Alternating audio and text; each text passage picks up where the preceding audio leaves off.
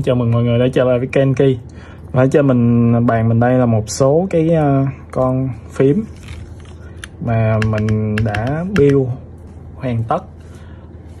Tuy nhiên là mình sẽ không nói về những cái bàn phím này, mà mình sẽ mình chê một cái bộ keycap, như là cái bộ MT3. Thì ở cái bộ MT3 này được phân phối bởi Drop. Cái bộ này làm bằng ABS Double Shot. Đó, thì cái lớp short ở trong nó sẽ ngắn hơn cái lớp short ở ngoài, là nó làm cái phần nhựa ở trong là cái màu của cái chữ nè, còn cái phần vỏ ở ngoài là màu của tổng thể cái keycap, cái khuôn thứ nhất á. Rồi ok, cái lý do mình chê cái con này là mình có build một số cái con phím và mình cảm thấy cái sound của nó ok rồi, cũng khá là thích hợp, không gọi là ngon bởi vì nó sẽ không có khách quan cho lắm, nhưng mà từ đầu cái video này nó sẽ mang cái tính chủ quan của mình, tại vì những cái con phím mình build này nó mang tính cá nhân, nó theo cái trường phái âm thanh và cái kiểu build của mình, nên là có một số anh em sẽ cảm thấy đồng tình và một số anh em sẽ không đồng ý. Thì anh em cứ comment ở phía bên dưới và mọi người cùng trao đổi với nhau để có thêm nhiều cái hướng nhìn khách quan hơn. Rồi ok, thì ở đây là một cái con SLQ75 mình lắp switch tắt tay và con switch orange.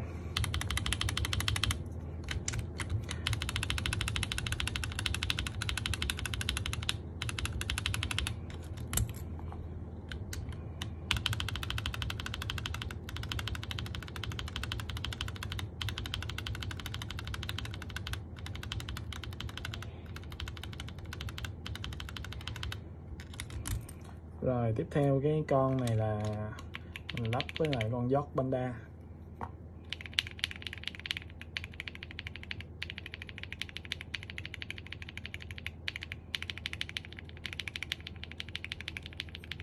Đây mình test với lại nút S đi.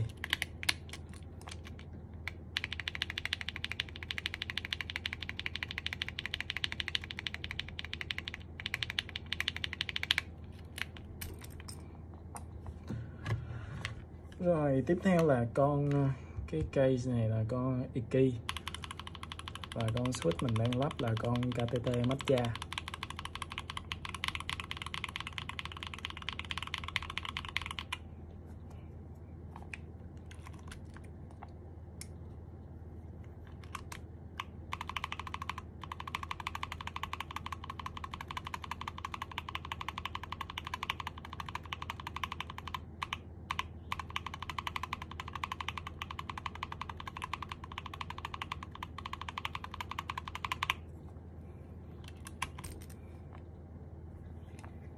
Rồi, đây là một cái con Iki mà mình xài với lại con York Bolia.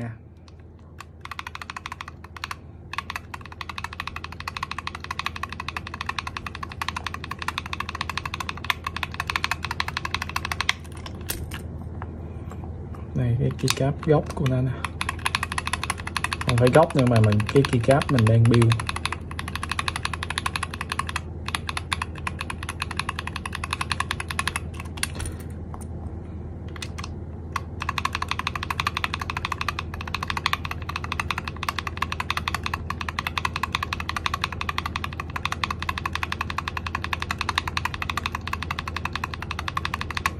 Đó, thì mình cố tình là mình gõ xung quanh cái viền rồi xong mình mới gõ vô chính giữa.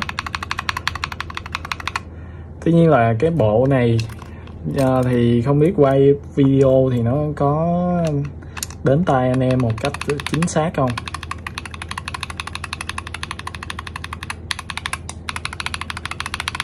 Nhưng mà cái bộ này thì đúng là những cái keycap to nó sẽ khuếch đại cái âm thanh lên và nó sẽ lộ một số cái tạp âm lên. Nhưng mà khi gõ cái bộ này á, nó sẽ cho bản thân cái keycap á, mình cảm thấy là nó ra thêm một số, nó tự ở trong cái keycap á, do cái vật liệu làm keycap nó ra thêm một số cái tạp âm khác li ti nhỏ nhỏ mà nghe nó sạn hơn và nghe nó lạo xạo hơn rất là nhiều.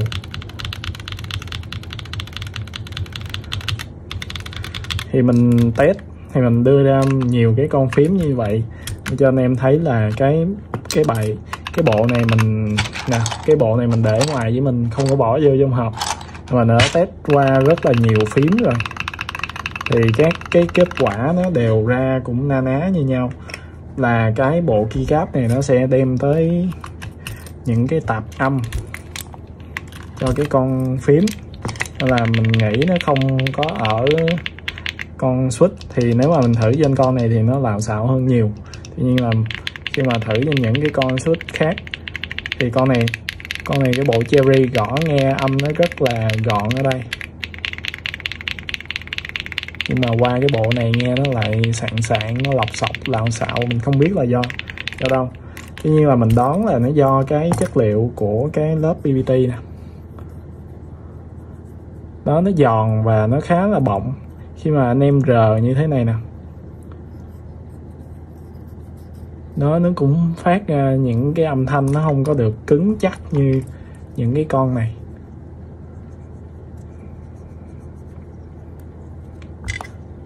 Kiểu cái tiếng nó hơi bị bọng bọng á, nên khi mà gõ nó sẽ tự cái chất liệu của phím nó phát ra cái tiếng nghe nó rất là bọng và sạn.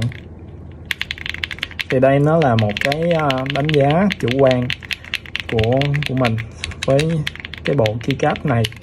Thì có lẽ là mình sẽ bán lại những cái bộ này, bởi vì là gõ nó không có hợp gu mình cho lắm.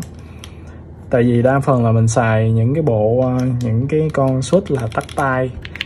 Khi mà anh em chơi linear thì có thể cái bộ này nó sẽ phù hợp, nhưng mà khi mà mình chơi tắt tay gõ với lại cái khất á, nó sẽ sinh ra cái tiếng nổ và nó dễ lộ những cái điểm yếu của cái bộ keycap lên.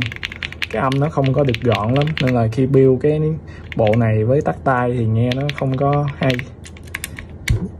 Nhìn chung là đây là một cái bộ keycap khá là dở đối với mình, nhưng mà cái giá bán của nó thì lại tương đối là cao chứ không phải rẻ. Cái bộ này nó bán khoảng 1,5 triệu cho đến 1,7 triệu về tới Việt Nam, thì nó cũng tương đối là cao.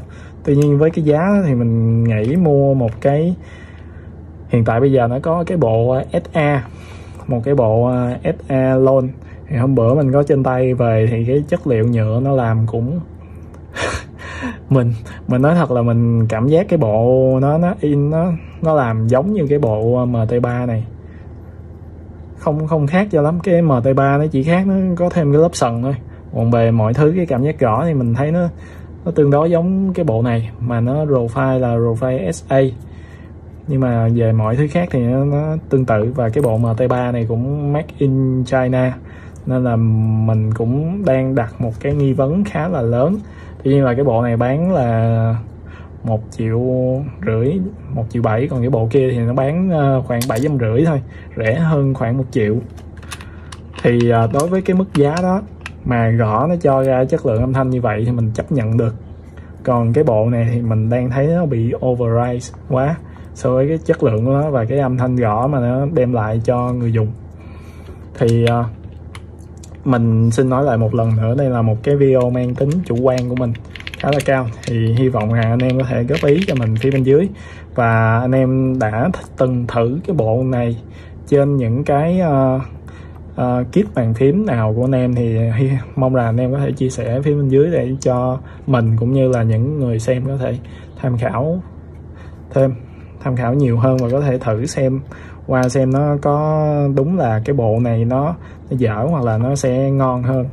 Rồi, xin cảm ơn và hẹn gặp lại anh em trong những video lần sau.